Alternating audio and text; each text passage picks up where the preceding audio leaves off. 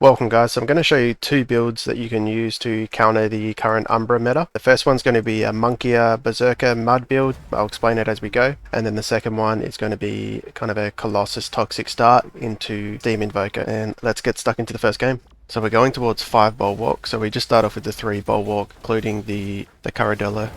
And then second round we can play the Riplant for toxic. You do have the option to bond your Ranger to your Riplants for 3 toxic, and you'll still get the Berserker.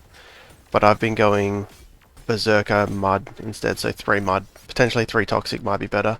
3 toxic, I mean, it gives you that 3rd toxic unit, but you're still only stacking 1 poison at 3 toxic. You get a little bit more HP on kill, but yeah, I'm not sure if it's like a huge buff where the Mud can be devastating, especially for the Umbra. Mud, if you didn't know, I shall show you now. Bond my Ranger to my Monkier. I'm just going to put him just back from the front line. Place attack speed down on him. And I'll explain why in a moment.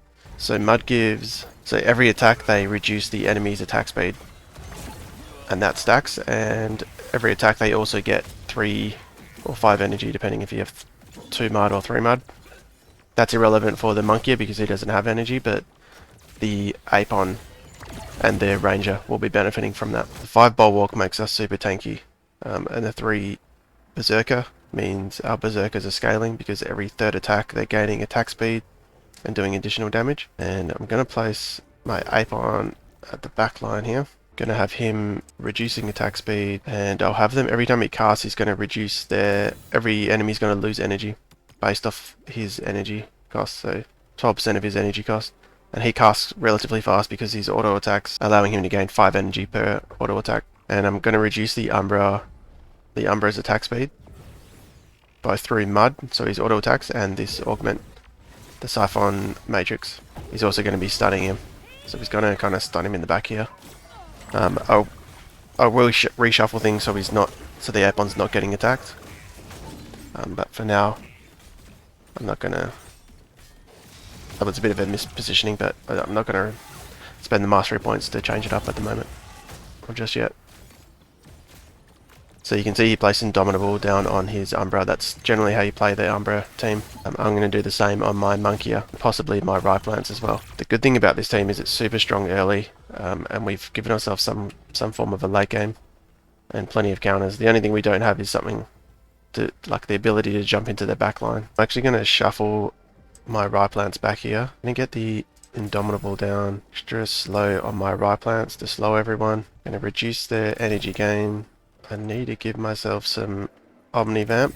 So Omnivamp gives you lifesteal, if you didn't know. And that's what we want to stack on our Monkier. And then I'll just put my Ranger next to it as well so he gets it. Eventually we'll put weapons on my Ranger. Against other matchups you can have both your Monkier and your Riplants next to the Omnivamp, so they both get it. Or you can pick your Ranger, either way. But that's how we're buffing our Monkier. So he's getting the initial attack speed just to increase the speed of how he snowballs with Berserker. Because every 3rd attack he's going to gain more attack speed, but it's a little bit slow to get going if you don't have the attack speed already on him.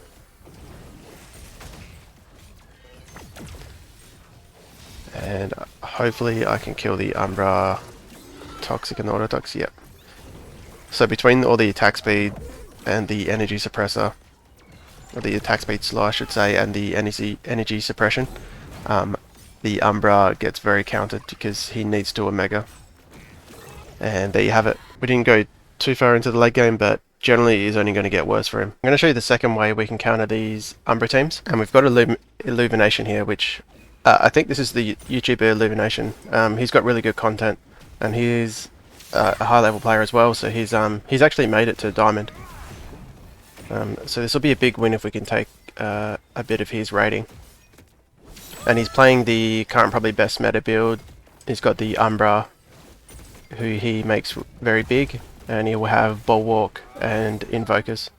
And he also gets to 3 or 5 water. And I'll explain my build as we go, but we're going to start off with a Colossus, Toxic Colossus start.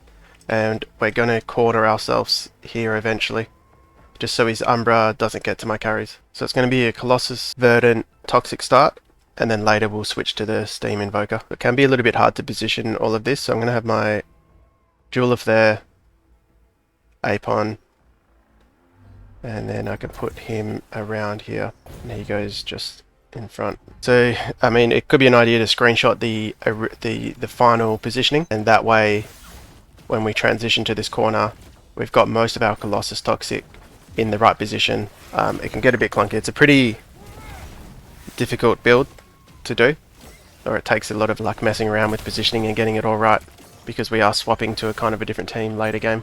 But this works quite well because when you're not playing Umbra, this Toxic Colossus can destroy a lot of teams. And then we've fixed the flexibility of late game by going a Duelith Ranger Gauntlet. But I will link this, like both teams down below, both the deck builders down below, both my Umbra build, this Toxic Colossus Invoker build, and the Monkier build that I showed you. So if you appreciate that, make sure to like and subscribe, and definitely type in Illumination into your YouTube search and subscribe to him and check out his content. We're still doubling down on our Toxic Colossus Verdant, and I was too slow while I was explaining things, but I probably could have got another energy reduction down there. So we want to build energy reduction, because eventually we want to make his Umbra not be able to cast really at all, and then we'll be one-shotting things with the Duelith, hopefully. And we'll just be praying that we're tanky enough to tank the Duelith at Mega, and we'll be protecting our Ranger in the corner here. We've also got, I didn't mention, but we've got Mystic in this build, so we can play that right at the end. So round 4, I am going to switch to the Duelith carry. So we have to sell the Cardilocks, and now attach the Ranger to the Duelith for Invoker Steam, and then we can put this guy back out. And we'll just put the Indomitable down on the Duelith, and let's just further suppress their energy. Some people go suppress healing, because the Umbra eventually does a lot of healing, but I found even with the suppress healing, he's still basically healing to full. Like even with 3 of these biogenetic suppressors reducing healing, he's still healing to full on his Omegas. So I found the key is to just have him not Omega as frequently. So we suppress the energy gain and we reduce his attack speed via these Siphon Matrices.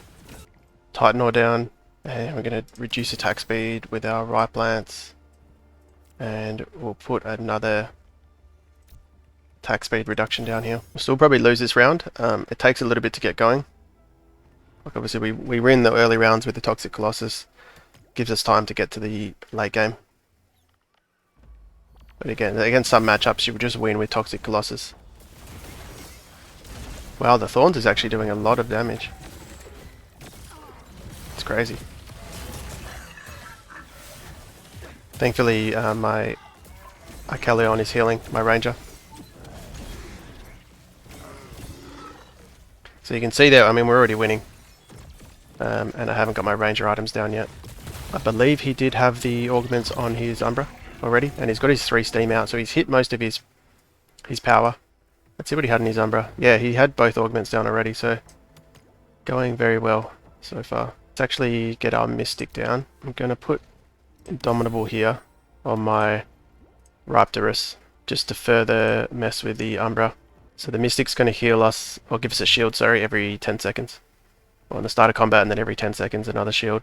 And it's also going to give us attack speed, which is nice. So next round we'll buff our Ranger up. We also have the option to put, I'll just ready that up, on the Archelion we can put an area, grit or resolve. So it's a bit hard to tell, but potentially we might do one of each, because the Umbra is doing physical and everyone else is doing energy. So grit will reduce physical and resolve will reduce the energy damage. And I've still got one more energy suppressor to go down, and then we'll buff our team with extra health and one more Siphon Matrix. So what is he doing? He's doing, yeah, he's trying to suppress energy as well, which is pretty common.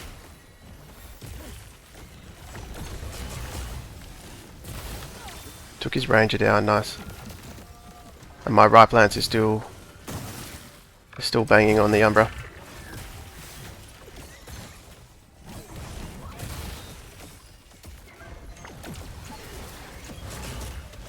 So he's not healing that much. I believe Toxic actually might, at 5 stacks, reduce healing. Don't quote me on that. I thought I saw somewhere that was the case. So, not only reducing his energy gain, we're also reducing his... He just lost 51. No gain 14. Very good player. Definitely type his name in to subscribe. But if you appreciated that content, those 2 builds, make sure to like and subscribe, and remember the deck builders down below.